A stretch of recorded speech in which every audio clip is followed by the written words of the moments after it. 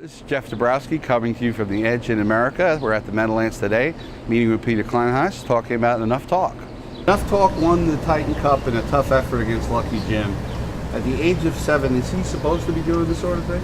Well, I'll tell you, age 7, in my opinion, for a trotter is just about the perfect age. A lot of horses, by the time they're 7, they've been kind of burned out. But this horse was given a very easy start to his career by Matt Butcher, who's the guy who had him from when he was a baby. We bought him from him at age 5, and he'd really been babied to that point. So I think he's not a tired horse at age 7. I think his best races are still in front of him.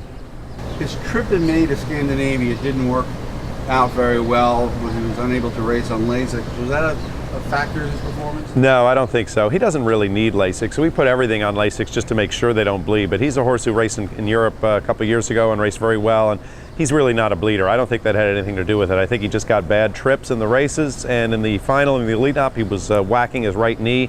That made him hard to steer, and the driver was just never able to ask for anything in the race.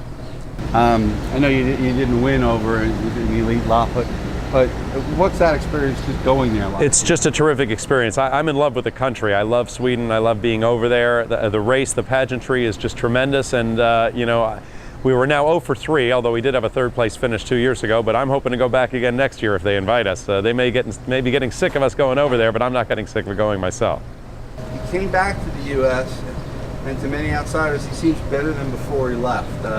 You have that feeling, or? He's very good right now. I thought he was very good before he left. His races before he went to Europe were quite strong. I don't think his races in Europe were as bad as people think. I think it just had to do with the racing luck, and so I really wasn't that surprised to see him come back as strongly as he has.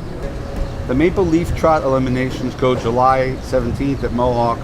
Last year he broke stride, and the year before he was second to Arch Madness. How do you like his prospects this time around? I think he's got the best shot this year of any of the 3 years. Last year when he came back from Europe, he just wasn't right. He had a problem which we were never totally able to diagnose, but we've given him time off. It's been resolved now, and I don't think you have to worry about him making a break in the Maple Leaf elimination. It's really just a matter of trip, and will be as good as the other competition that day. What's your take on this year's class of older trotters? To me, it's a 3-horse division. You've got Enough Talk, Lucky Jim, and Arch Madness, and any one of those 3 can step up at any time and win. It all depends on trip. Right now, Enough Talk seems to be the sharpest of the 3 at the moment, but I wouldn't be at all surprised to see Lucky Jim or Arch Madness step right back up. Corleone Cosmos was in the top division last year and the year before, but I think he's tailed off just enough that he's not really in the top 3. Maybe a new face will step up, but we haven't seen him yet. Thank you for visiting us today here at Edge of America, and for being a part of what might be racing history.